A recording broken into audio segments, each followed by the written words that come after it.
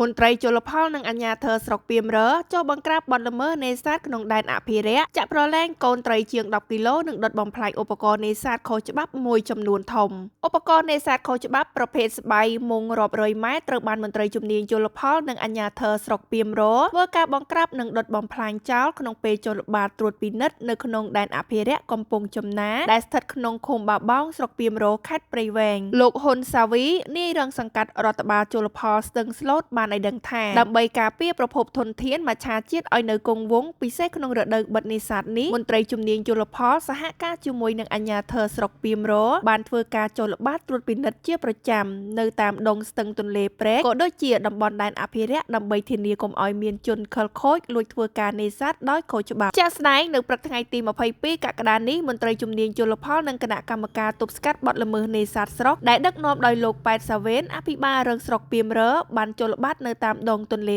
តូចនិងក្នុងដែនអភិរក្សកំពង់ចំណាក៏ប្រទះឃើញមានការលួចដាក់របាំងស្បៃមុងជាច្រើនកន្លែងទើបមន្ត្រីជំនាញធ្វើការបង្ក្រាបនិងបំផ្លាញចោលភ្លាមៗលោកហ៊ុនសាវីបានបញ្ជាក់ថាជាលទ្ធផលក្នុងការបង្ក្រាបមន្ត្រីជំនាញដកហូតបានឧបករណ៍នេសាទខុសច្បាប់ប្រភេទស្បៃមុងប្រវែង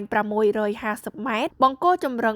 340ដើមនិងលូស្បៃមុងចំនួន12មាត់ឧបករណ៍ទាំងនេះត្រូវបានបំផ្លាញចោលភ្លាមៗនៅនឹងកន្លែងជាមួយគ្នានោះក៏បានចាក់ប្រឡែងកូនត្រីចម្រុះចូលទៅក្នុងបឹងធម្មជាតិវិញបានជាង10គីឡូក្រាម